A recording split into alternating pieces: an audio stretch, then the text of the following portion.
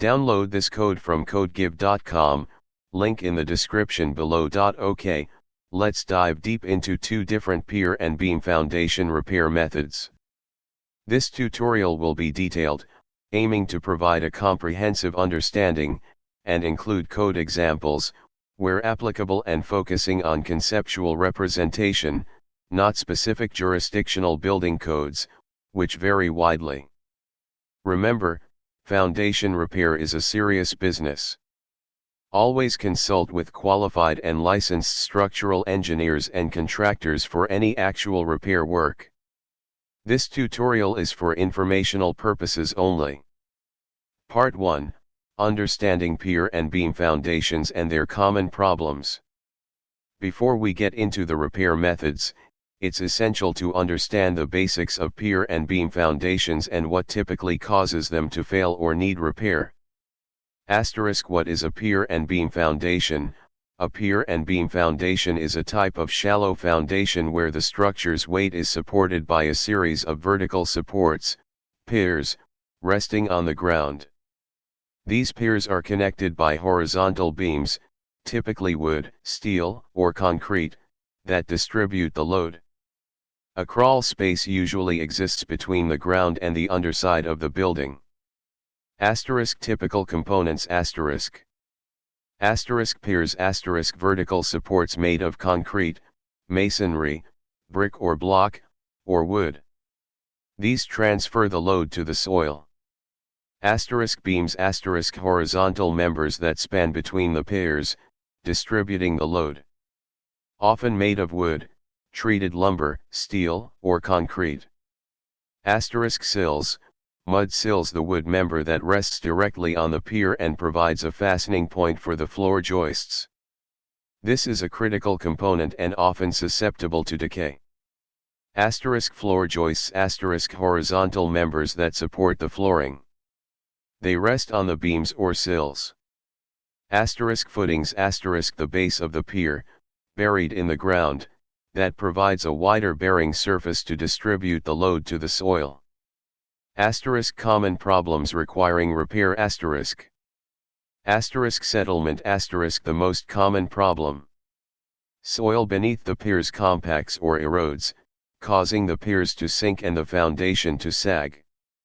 Uneven settlement is particularly problematic. Wood rot damp crawl spaces and poor ventilation can lead to wood rot in the sills, beams, and joists, weakening the structure. Termites and other wood-destroying insects exacerbate this. Pier deterioration concrete piers can crack or crumble over time due to weathering, poor construction, or soil conditions. Masonry piers can experience mortar joint failure. Inadequate pier spacing if the original pier spacing was insufficient for the load, the beams may sag or fail. Moisture issues poor drainage around the foundation, leaky pipes, or high humidity in the crawl space can contribute to wood rot, mold growth, and soil instability. Expansive soils some soils expand and contract with moisture changes. This can cause piers to heave or settle unevenly. Part 2, Repair Method 1, Pier Replacement and Shimming. This method is suitable when the existing piers are deteriorating or have settled significantly. It involves replacing or augmenting the piers and using shims to level the structure. When to use this method The existing piers are cracked, crumbling, or otherwise structurally unsound. Settlement is relatively localized, affecting only a few piers. The soil conditions are relatively stable. If the soil is the root cause of settlement, other methods might be necessary. Wood rot is present in the sills or beams, but it's not so extensive that the entire wood structure needs replacement. Steps involved. 1. Assessment and planning. A structural engineer should assess the foundation to determine the extent of the damage, the cause of the problem, and the appropriate repair strategy. They will specify the type and size of piers needed and the required pier spacing. 2. Temporary support * before removing any existing piers. Temporary supports, often using adjustable steel posts called lally columns or screw jacks, are installed to carry the load of the structure. These supports are placed close to the pier being replaced to minimize stress on the surrounding structure. 3. Pier removal. If necessary, if the existing pier is severely damaged, it is carefully removed. This may involve breaking up the concrete or masonry. 4. Footing preparation * the existing footing may need to be enlarged or replaced. The footing should be properly sized to distribute the load to the soil. The bottom of the footing should be below the frost line, in colder climates. A new footing is prepared by digging down to undisturbed soil, compacting the base, and pouring concrete. Reinforcing steel, rebar, is typically used in the footing for added strength. 5. Pier construction * new piers are constructed on top of the footings. Piers can be made of concrete, masonry blocks, or precast concrete. Concrete piers are typically poured in place using forms. Masonry piers are built by stacking concrete blocks and filling the cores with concrete. 6. Bearing plate installation * a steel bearing plate is placed on top of the pier. The bearing plate provides a level surface for the sill or beam to rest on. The plate is bedded in mortar. 7. Shimming and leveling * once the new piers are in place, shims, typically made of steel or treated wood, are inserted between the top of the pier, or the bearing plate, and the sill or beam. The shims are adjusted to precisely level the structure. This is a critical step, requiring careful monitoring and adjustment. A laser level is often used for accuracy. 8. Securing the shims * once the structure is level, the shims are permanently secured. This can be done by welding them to the bearing plate, if steel shims are used, or by using construction adhesive and mechanical fasteners, if wood shims are used. 9. Backfilling * the excavation around the piers is backfilled with compacted soil. 10. Crawl space remediation * address any moisture problems in the crawl space by installing a vapor barrier, improving ventilation, and repairing any plumbing leaks. * Code example, conceptual, bearing capacity. Let's say you have a simple scenario where you need to determine the required footing size for a concrete pier. The building code will specify a minimum allowable soil bearing pressure, the amount of weight the soil can safely support. Explanation * this code snippet illustrates the basic principle. The allowable _soil _bearing _pressure _PSF would be obtained from a geotechnical report or local building codes. The engineer would use this information, along with the calculated load from the structure, to determine the necessary footing size to prevent excessive settlement. Building codes also specify minimum footing dimensions, regardless of the calculated load. Important considerations * soil testing * before starting any pier replacement, soil testing is crucial to determine the soil's bearing capacity and identify any potential problems, example expansive soils. Drainage * proper drainage is essential to prevent future settlement. Ensure that rainwater is directed away from the foundation. Ventilation * adequate ventilation in the crawl space helps prevent wood rot and moisture problems. Proper materials * use only treated lumber for sills and beams in contact with the ground or concrete. Permits * foundation repair typically requires building permits. Check with your local building department. Part 3, Repair Method 2, Steel Pier Underpinning. This method is used for more significant settlement problems, especially when the soil is unstable or expansive. Steel piers are driven deep into the ground to reach stable, load-bearing soil or bedrock. Asterisk when to use this method asterisk. Asterisk significant settlement has occurred. Asterisk the soil near the surface is unstable or expansive. Asterisk the existing foundation is severely compromised. Asterisk a more permanent and robust solution is needed. Asterisk types of steel piers asterisk. Asterisk push piers asterisk steel pipes are hydraulically pushed into the ground in sections until they reach competent soil or bedrock.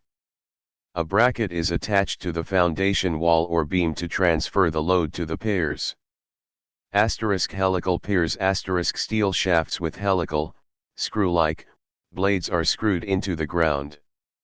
The blades provide bearing surface as the pier is advanced. Similar to push piers, a bracket is used to connect the pier to the foundation. Asterisk steps involved, general, can vary depending on the specific system. 1. Assessment and planning asterisk a structural engineer assesses the foundation and determines the appropriate type and placement of steel piers. Soil testing is critical. 2. Excavation asterisk the soil is excavated around the foundation where the piers will be installed. This usually involves digging down to the bottom of the footing. 3. Bracket installation asterisk a steel bracket is attached to the foundation wall or beam. The bracket is designed to transfer the weight of the structure to the pier. The bracket is typically bolted to the foundation wall, requiring core drilling, or attached with epoxy. 4. Pier installation asterisk. Asterisk push piers asterisk sections of steel pipe are pushed into the ground using hydraulic rams. Each section is connected to the previous one. The process continues until the pier reaches stable soil or bedrock. The pressure required to drive the pier is monitored to ensure adequate bearing capacity. Asterisk helical piers asterisk the helical pier is screwed into the ground using a specialized hydraulic torque motor. The torque required to advance the pier is monitored to ensure adequate bearing capacity. 5. Load transfer and lifting asterisk once the piers are installed to the required depth, hydraulic jacks are used to lift the foundation back to its original level. The load is then transferred from the bracket to the piers. This lifting process is done slowly and carefully to avoid damaging the structure. 6. Bracket locking asterisk once the structure is level, the bracket is permanently locked into place. This prevents further settlement. 7. Backfilling asterisk the excavation around the piers is backfilled with compacted soil. 8. Crawl space remediation asterisk address any moisture problems in the crawl space. Asterisk code example, conceptual, helical pier torque correlation. Helical pier installation relies heavily on torque readings to estimate load capacity. There are established correlations between torque and load capacity, which are often provided by the pier manufacturer or specified in engineering guidelines. Explanation asterisk this code demonstrates the principle of using torque to estimate the load-bearing capacity of a helical pier. The KT_factor is a crucial value that depends on the pier's size and design. It is critical that the pier is installed per the manufacturer's specifications. Actual calculations are much more complex and involve factors like soil type, pier depth, and desired factor of safety. Asterisk important considerations asterisk. Asterisk geotechnical investigation asterisk a thorough geotechnical investigation is essential to determine the soil profile and the depth to competent soil or bedrock. Asterisk pier spacing asterisk the pier spacing is critical to ensure adequate support. This is determined by the structural engineer. Asterisk installation monitoring asterisk the pier installation process must be carefully monitored to ensure that the piers are installed to the required depth and with adequate bearing capacity. Asterisk manufacturer specifications asterisk follow the manufacturer's specifications for pier installation and bracket attachment. Asterisk permits asterisk foundation repair typically requires building permits. Check with your local building department. Part 4, Comparing the two methods. Feature pier replacement and shimming steel pier underpinning. Cost generally less expensive, more expensive. Complexity less complex, more complex. Suitable for localized settlement, sound soil, significant settlement, unstable soils. Longevity dependent on wood type, soil conditions, highly durable, steel. Invasiveness less invasive, more invasive. Depth of repair, shallow, deep. Part 5, General Best Practices for Pier and Beam Foundations. Regardless of the repair method used, these best practices can help prevent future problems. Maintain proper drainage. Ensure that rainwater is directed away from the foundation. Clean gutters and downspouts regularly. Consider installing French drains or other drainage systems if necessary. Improve crawl space ventilation. Ensure that the crawl space is adequately ventilated to prevent moisture buildup. Install vents or a mechanical ventilation system. Install a vapor barrier. A vapor barrier, example a heavy-duty plastic sheet, on the ground in the crawl space helps reduce moisture evaporation.